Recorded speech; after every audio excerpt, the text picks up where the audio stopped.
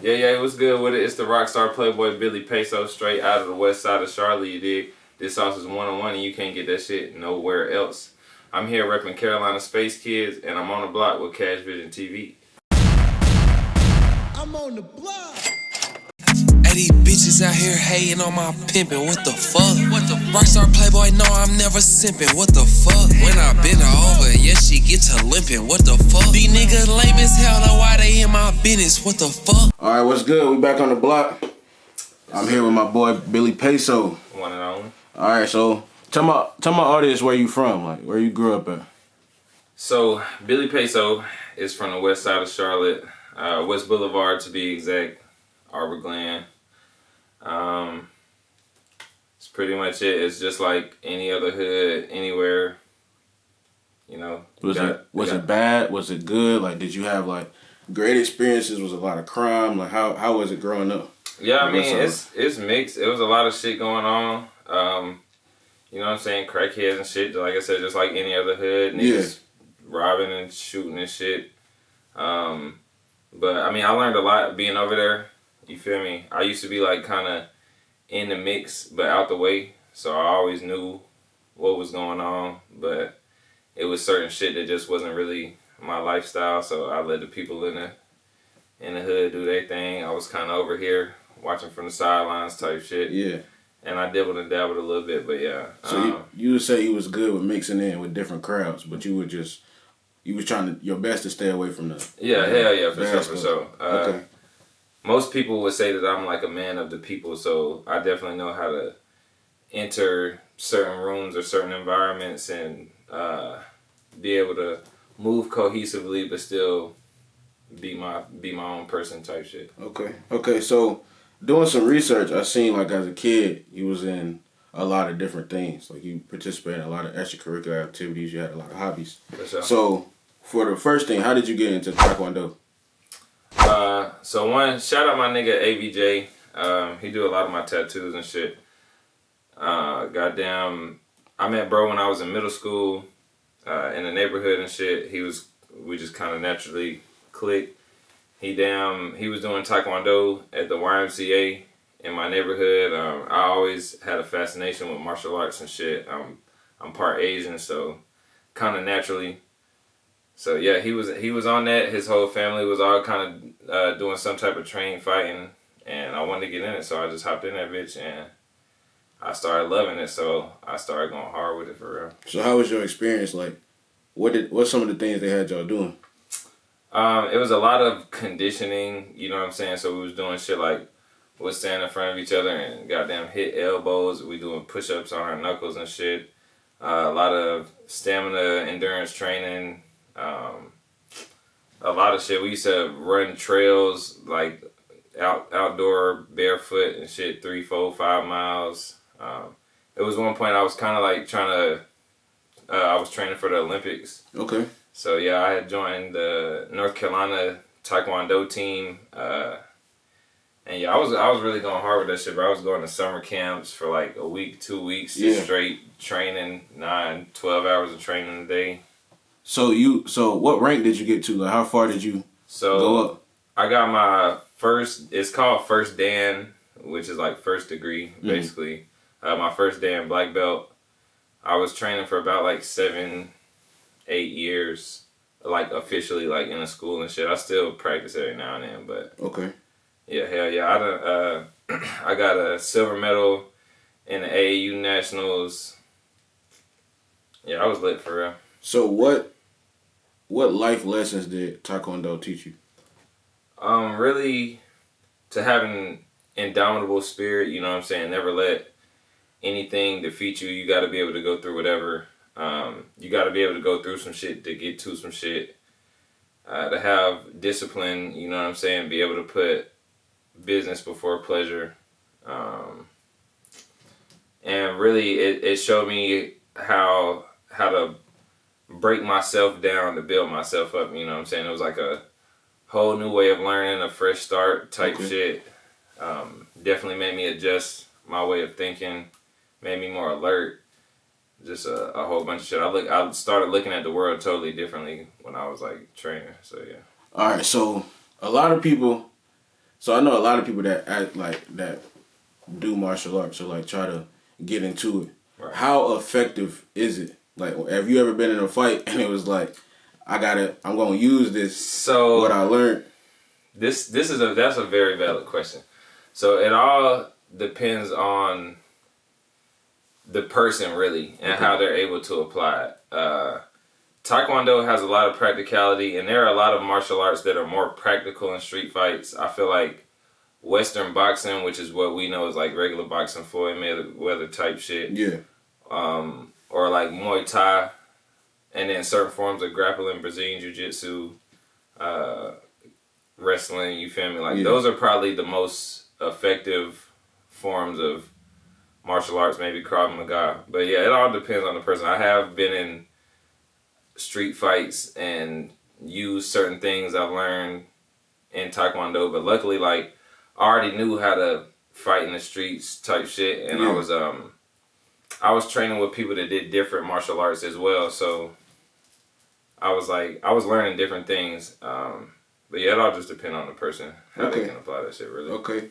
So, switching from Taekwondo, I also seen like you skateboarded a little bit. How did you get into that?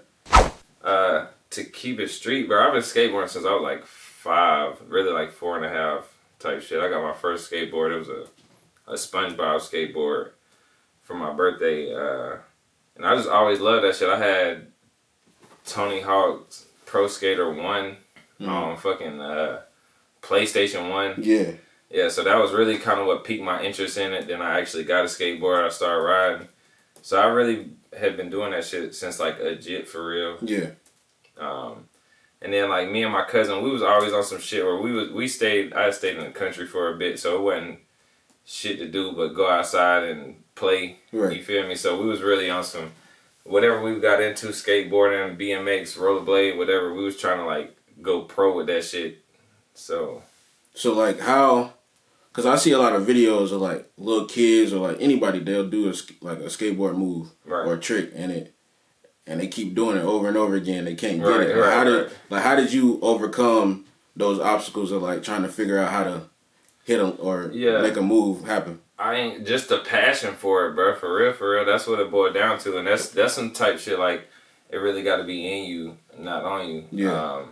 But yeah, I was just so hungry for wanting to go pro at that shit, and it was something that I enjoyed so much. I was like, nigga, ain't no way I'm not about to get this. Right. And I'm glad that I had that type of like attitude at a young age, because it definitely like transferred into adulthood. Like, so that's why I am like with music and shit now. Yeah, like, hell yeah. So where did Shake Jump come from? What's that? So Shake Jump is actually a skate company. It's like a subdivision under Baker, which is like the bigger umbrella company, which is a little more popular. Yeah. But yeah, it's just some shit. It was a whole bunch of niggas, well, white boys, niggas doing a bunch of nigga shit. You feel me? Like crazy shit. These niggas outside fucking drinking 40s and doing shrooms and shit, skateboarding, and I thought this shit was cool, so. Alright, so it was just like a collective, like y'all was just like a group of people that just skateboarded. So actually, I'm not a part of Shake Jump. It was just something that I was kind of like following. Yeah. But yeah, hell yeah, definitely. They had built like a community of fans and shit. I would consider myself a part of like that community. I was kind of following what they had going on. Yeah, hell yeah. All right, so you got Taekwondo, you had skateboarding. You also was yo-yoing. How did you do that? Right. How you get into that? So, like I said, man, shout out my cousin Quaylen, bro. That's my dog. But we was, like I said, bro, me and bro was in the country, and we just we ain't have nothing but time and space. I remember they had came out with like, I think that shit was called the Fast 201. Mm-hmm. But it was like a real popular yo-yo. They had started selling in Toys R Us and shit. RP Toys R Us. Yeah, that's crazy. Yeah, you feel me? But nah, we was seeing the commercials for that shit, and so like any other thing that we picked up, we just started doing it, and then we got serious about it. And then we found out like there was a whole world of yo-yoing. Okay. So niggas we started going online, ordering yo-yos, $30, $50, $80, $100 yo-yos and shit. And just practicing like a motherfucker. It was another thing that I like wanted to go pro at or something. Yeah, that's really how. So you was just in the crib, like whenever you ain't had nothing to do, you was just yo-yoing. Looking up YouTube videos on how to do tricks and shit. Hell yeah. Okay, all right. So transitioning from yo-yoing. So how did you get into like the band culture? How did you start marching and doing music and stuff? So really, I had learned how to do. Excuse me. I was always interested in drums for real. Like that's what stood out to me in music the most. I used to listen to rock music a lot when I was young. There was a point in time I didn't even really like hip hop like that. Yeah. And the drummer at my church had taught me he taught me just like a little basic check on the damn set. You feel me? So, and he taught me that. And after that, I kind of just would go home. I got down play on. I'd take like some chopsticks. My mom had a bucket on her front porch. I'd go sit with my CD player and shit and got down play with the chopsticks on the bucket. And then the movie Drumline came out. And of course. Everybody, if you've been in marching band in the past probably 20 years, I'm sure Drumline probably had some influence. Right. Yeah, for sure. But yeah, Drumline came out and that shit just like sold it for me, and I was like, yeah. But I didn't know shit about like community bands or nothing like that. I got in high school. One of my partners was in a band, or a nigga that was in my class. He always used to be marching and shit, so I told him like, bro, I like drums, but I don't know how to play. He like, nigga, come on, they gonna teach you. Right. And that's how that shit happened. I wanted to play bass drum. They tried me on bass drum the first day. I came back the next day with my nigga Avion, the one that got me into Taekwondo. Okay. And he was taller than me, so they put him on bass drum because they only had one bass left, and they put me on cymbals. And at first I felt like I was getting tried because it was an all-girl cymbal line. Yeah. But then I started doing that shit, and I was like, you know, this shit actually fun. And it always seemed like they try to put like the people that need to grow a little bit on cymbals. Yeah, hell you know what I'm saying? Like they try to push them out to the side, but cymbals hard, bro. It's like, hard, yeah. Like, people don't understand how hard that shit is not no hoe. They be having bruises all over them, pinching themselves and stuff like. It's hard, man. Strength. I was a young nigga. For a lot of y'all might not know what I'm about to say, but I was like 14, goddamn 5'3", all of 110 pounds maybe. Yeah. Marching dubs. You feel me? Like, okay. Yeah. You feel me? Like, so, yeah. You was struggling. Hell yeah. All right. So what was that experience like though? Marching in high school, like how was it in Hardin? That shit was lit, bro. Hardin had a very rich marching band culture. Like it went back 20 years with my band director, Mr. Jones, who is now the band director at Livingstone College. Okay. But yeah, bro, it was real lit. It was real crazy. The alum were very supporting. You know what I'm saying? They was always coming back. They used to be on our ass. Shit low-key had me scared to go to college because I'm like, damn, if they on this type of time in high school, this shit probably get hectic in college. Yeah. But, yeah, we was, and going to look back, like, we weren't as good as I thought we were at the time. But as like I said, as far as how the culture was and shit there, that's why it made me feel like we was the shit. Cause the culture was so rich. It was crazy. But I feel like, because I felt the same way. So, like, when I marched in high school, like, we felt like we was the best. We felt like, even though we knew there was other people that could probably play a little bit better than us, we felt like we was the best until, like, we got into college and seen, like, look back. you know what I'm saying? So, like, what is an experience that you had from Hardin's band that you, like, it stuck with you forever? So, all right, so this is kind of funny. It was my freshman year. We were doing the Carousel Parade, which for those people who don't know, in Charlotte, it's like the Thanksgiving and Christmas parade is kind of together. It's around Thanksgiving time. So this was my first time being like kind of close to other bands. I was used to seeing them across from the field. So we walking to go warm up. It's like 3 bands under the bridge that we walking towards, and it's a field to the right with a band over there. So we walking by. First I see the band to the right, so I'm looking. holding my cymbals and shit. Mind you, it's 27 degrees and we downtown. So if you know anything about being in a city with like tall buildings and shit, the wind cuts. Yeah, so straight through. It's 27, but the index say it feels like 20 degrees. Yeah. So I'm walking, holding my shit. I'm looking at the other band and shit. I'm just amazed, like, oh wow. And out of nowhere, I just feel goddamn whop, straight to the face. Mind you, the section behind me is tenor drums, and we had an all-girl tenor line. Okay. So, then the slap came from behind me, which means that goddamn I got slapped by a girl. You feel me? And they used to wear baseball gloves to hold their mallets and shit. Yeah. And I felt the slap, and a chick say, they used to call me D's when I was in marching band. She's like, D's, what the fuck you looking at, nigga? Turn your ass around. Yeah. And I swelled up on the inside, and I wanted to goddamn turn around and swing, but I turned my ass around and kept going. Yeah, Taekwondo's gonna come out, man. Yeah, hell yeah, but... Yeah, but I think that's a valuable lesson, though. Like, the way she went about it could have been a little bit better. Yeah, but for sure, most definitely. But, like, just knowing, like, okay, they are over here playing, you know what I'm saying? It's a band over here, but we here. Right. You in the block, you with us. So, like, pay attention. That's you know really what type shit it was on. It was like focus on what we got going on. You know what I'm saying? Because once you start looking at outside shit, they become distractions, and you can't goddamn give all of them what you get. So yeah. It was definitely a lesson in that. So, transitioning from high school to college, how well do you think high school prepared you for when you got to college and played? As far as marching band? Yeah. I would say about, on a scale of 1 to 10, I would give it like a 6. As far as attitude and discipline, a 10. As far as playing, like I said, I would rate it about a 6. I had a dope ass drum tech. Shout out my nigga David. He put me on a lot of game. Okay.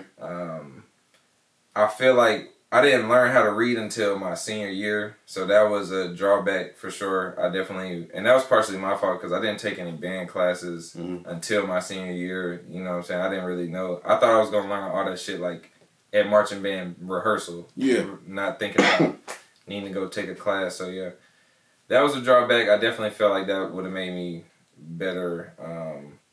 And we didn't, at the time, some of our like stronger alum that really like had beats and shit, they weren't the ones that was really coming around because they had like careers and families and shit, you feel me? So I think that would have made me a little better too. Just the person that I was so hungry and going to learn on my own.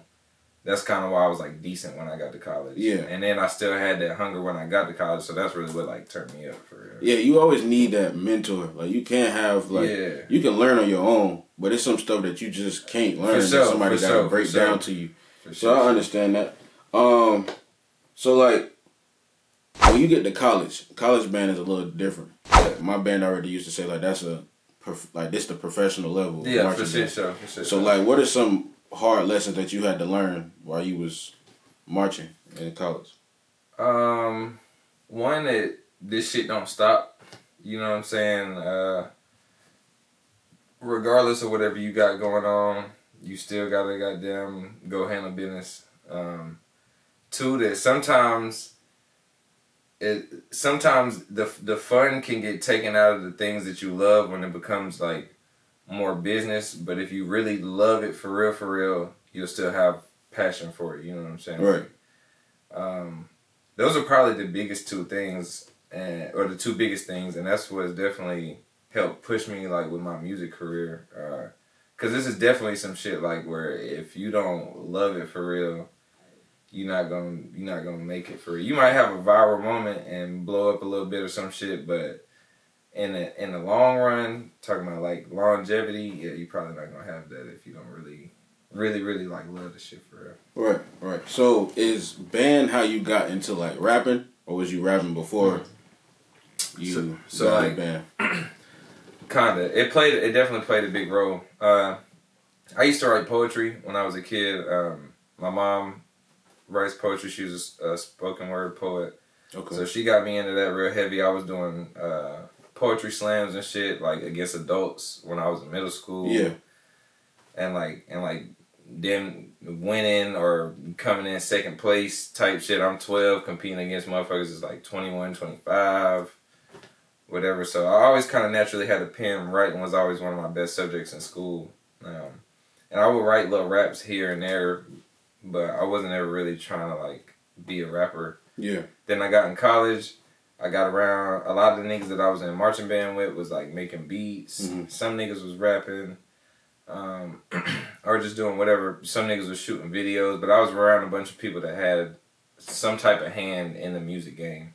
Okay. And I linked up with my nigga John. We actually, he goes by Maestro. We went to Hardin together, and we marched at Winston together. Mm-hmm.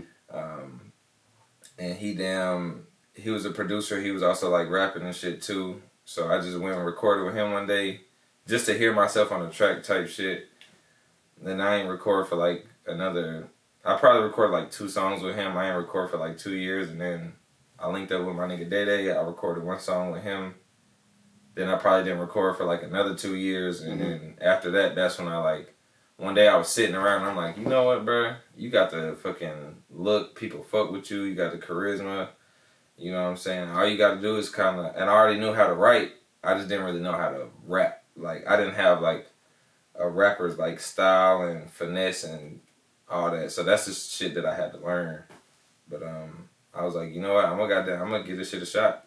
Okay, so like, I'm gonna try to connect this. So like for being in the drum line, I know you've had the opportunity to maybe write a solo, punch, cadence, band part, and you also did poetry. Like, what is the similarities in writing for like drumline parts and a verse, and like writing poetry in a verse?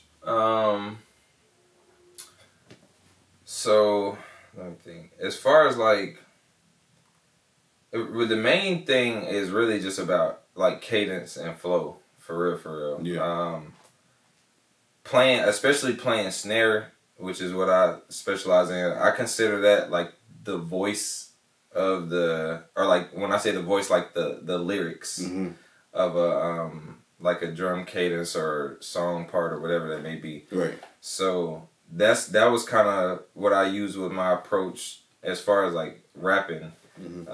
I would just kind of take little rhythmic patterns and shit that I learned from snare and apply it to rapping. And I mean, it's really kind of like the same shit with poetry too. Especially poetry would be more like a solo, because it's like more free of form. You know what I'm saying? Or kind of free of style. You can move about it however you want. The point is to convey or draw out emotions. You know what I'm saying, from people, to make them relate in some shape or form, whether it be laughter, anger, you know what I'm saying, happiness, anything of the sort. Yeah. So yeah, I guess that would be kind of the best correlation I could find. I can see that. Yeah, I can see that.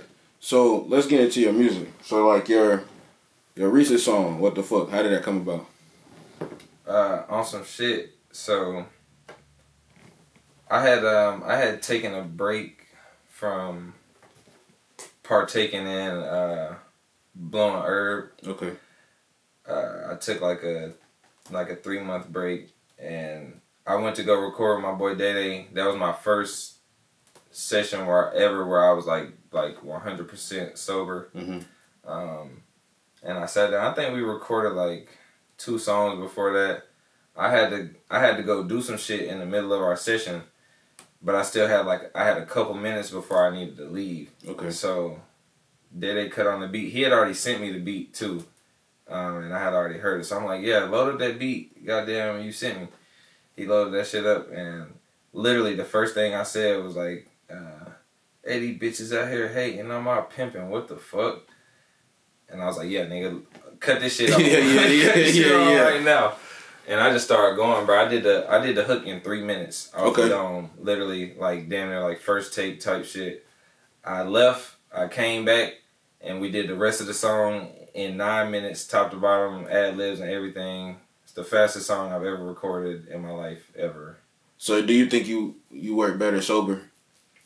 Or how does that process? I feel like yes. I feel like I'm more. So I feel like as far as being clear-headed and being able to think faster and work more efficiently, that's what being sober aids with. I think like being high or whatever you want to call it, slightly inebriated, I feel like that aids in creativity.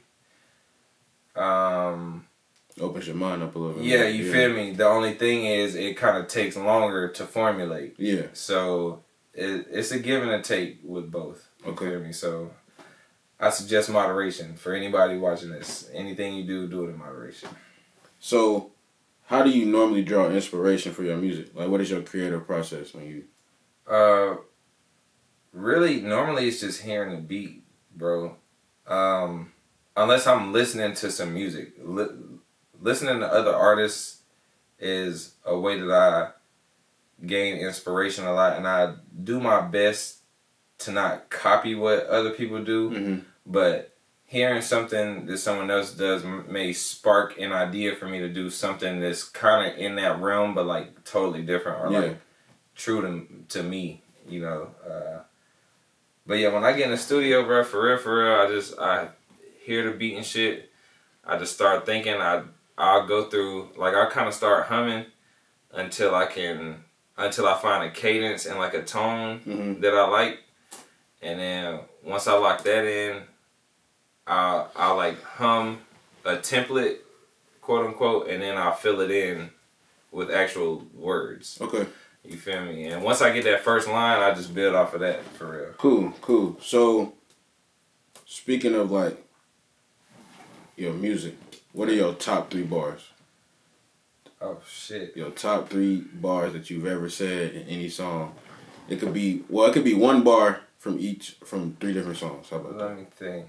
God damn, I might need help with this one, Daddy. But trap all list.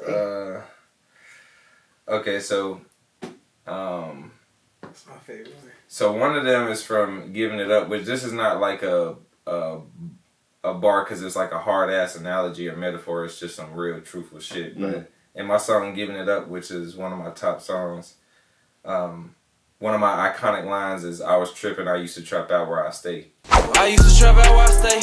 I used to trap out where I lay. In class I was late, I was making a play. Them boys on your ass, you were ratting the snake.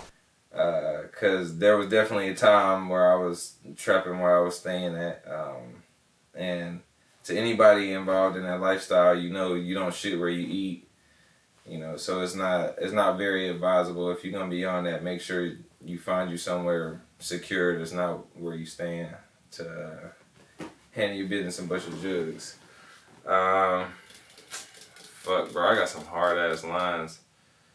Let me think.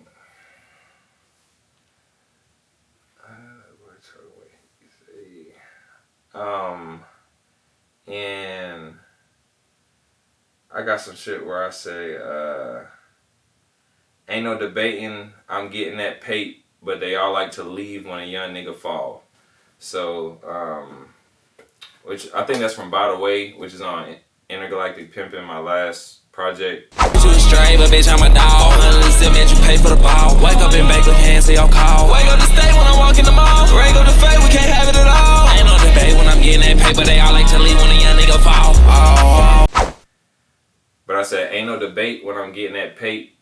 They all like to leave like a leaf when a young nigga fall. So leaves come from trees, paper comes from trees, and leaves fall in the fall type shit. Yeah. And then,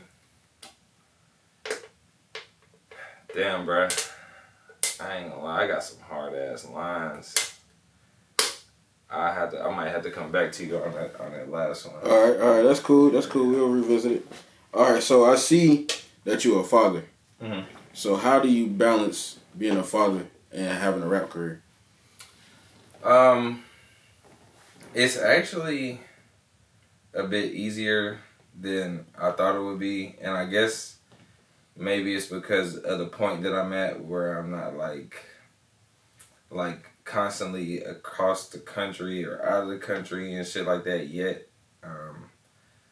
But Really, I mean, it's on some shit like you gotta want to do it. You feel me? You gotta want to be there. I feel like anybody that has kids should want to be there for their kids. So a lot of times, like I've missed out on shows and shit because I got my kids. There's been times where I brought them with me to the show. I've had both of my daughters on stage with me at some point or another. I try to my oldest daughter, she's 5 now, so and she's very intelligent, so she's at that point where like she been a fan of my music, but now she can really, really like she's starting to understand shit more. Yeah. So I try to certain things like my music is definitely all of my music is not kid friendly. Most of my music is for at least 18 and up crowd. Yeah. I would say maybe 16 and up. So sometimes I have to record shit specifically for her to be able to listen to and be like, oh, that's my daddy's song, because she's definitely like my #1 fan. But yeah, bro, you just gotta want to do it. If you got kids, you're gonna take care of them and make that shit happen. So sometimes you're gonna have to make the sacrifice and not be able to be on the scene, and sometimes you gotta make the sacrifice to know that me going to do this right now and maybe missing out on a little bit of time with my kids could be the difference between me in the future being able to be in a better position to where I'm going to be able to say, fuck it, I'm goddamn taking a whole week off just to spend with my kids. You know what I'm saying? Right. Like, yeah. So, as your daughter started rapping, like she started trying to rap? Yeah, man. She tried to do everything that I do. Hell yeah. Drumming, rapping, whatever it is, she's on it. I actually she got like some background vocals on some of my songs. Working on making her a song. Okay. Just because she liked to do it, you know what I'm saying? If it goes somewhere, I'm definitely with it. I want her to do whatever she wants to do it. Like her, so. But it's good to expose them to being creative. Like you don't know what that could spark. Like her doing this could spark her being creative in another aspect. So for sure. That's pretty good. So I would like you to give my audience some advice. So I might have some people that may be upcoming artists or they thinking about getting into music. Yeah. So 3 categories. Give them some advice about having writer's block, some advice about performing, and then some advice about the business aspect. For sure. So as far as writer's block, one thing to remember is that it happens to everybody. It happens to the best of the best. Some people it happens to more frequently than others. I know with me, when I used to get writer's block, it would be from like when my recording started becoming like compounding. Like when I was recording a lot, it would be times where I might record 20, 30 songs in a month and then try to go record one day and I can't think of shit. Yeah. So you got to take breaks. That's the biggest thing. I've made some of my best. I've came up with like some of my best work after taking a 30-day hiatus from the studio, and I've done that probably like 3 or 4 times at this point, and the shit helps. So definitely don't burn yourself out. That's the biggest thing. Okay. What was the second thing you said? Performing. So this is one of those things where it also you can definitely learn how to be a better performer, but there's a certain level of like spirit that you have to have that is one of those things that got to be in you, not on you, for real. The spirit part is what you can't learn, but the charisma and like breath control and crowd control, that's kind of shit that you can learn. Me, I've always, after a certain point, especially once I got in marching band and even like in middle school, just learning from public speaking and shit has all aided in me being a good performer. So like people ask me all the time, do I get nervous before shows? I don't get nervous. Only time I might get a little nervous is if I'm too damn high and I'm worried about remembering my lyrics, or if I'm doing some shit that's like a competition and there's something on the line to win. Those are the only times where I get like kind of nervous. But just make sure you open to the crowd. If you got friends in the crowd, don't perform to just your friends. Actually, those are the people that you should probably perform to the least. They should be so hyped and shit that they're helping you perform, if that makes sense. Yeah. And you perform to everybody else. Make sure you learn the nuances of the mic. A lot of people, I've seen people that have been performing way longer than me that still go up there and be sounding all muffled, or how they're performing is combating with like the frequencies of the mic and shit, and it's making it too harsh. Or so definitely learn the nuances of the microphones. Every mic is different, every DJ is different, every sound speaker system is different, so just adjust the best that you can. I definitely practice a lot in my car, and when I'm riding, that's when I listen to myself. Like at least 60% of the music that I listen to is my shit, mainly unreleased. So that's how I practice, like riding the car, and I do that shit like I'm on the mic, and that's helped me a lot. What was the last one? The last one is business. So what would you get them about the business aspect? That shit is trial and error. A lot of it, definitely. If you're up and coming, beware. Definitely, number one, beware of bot pages on Instagram, because they'll have you fooled at first. If you don't know any better, somebody they got a Hot 97 or some shit in their bio, gonna hit you up. You'll see it in your message requested, like, hey, your music is fire, blah blah blah, let me show you how I can help turn your page up. Whole time they just gonna give you a whole bunch of bots or some shit, and it's gonna fuck your algorithm up. Don't do that shit. It's gonna be a lot of DJs and promoters or whatever that might they'll come to you. They be on Vulture Time. A lot of them, they'll be like, you can pay me for this type of promo or some shit, which some of them actually really got the motion to help like definitely tap in with the DJs and shit, but know who to tap in with, because some of them are how you paying for nothing. You feel me?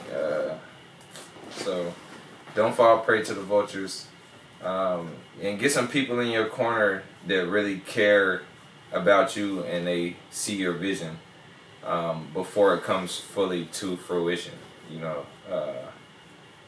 And I say, and the care about you part is important, because there may be people who see the vision before it comes to fruition and they just trying to leech out for you. So that's where the people that care about you part becomes important, because you need the people around that's willing to help you out for minimal or no pay, but like I said, because they believe in the vision, and those are the people that you take up with you. I just recently took a music business class with DJ Chuck T. Shout out Chuck T. He definitely is dropping gems, and he's definitely one of, I don't really like to use the term gatekeepers, but he's one of the bridges in the music game, music business, from like going indie to blowing or whatever. He's one of the people that can help open doors for you and shit. So find somebody like that, get under their wing, make them your mentor, whatever. Just pick up some game from them, pay for the game, because the game is to be sold, not told. Pay your dues, for real. That's yeah. Cool. So before we get to wrapping the interview up, we need that third bar from you. That third bar. Let me think.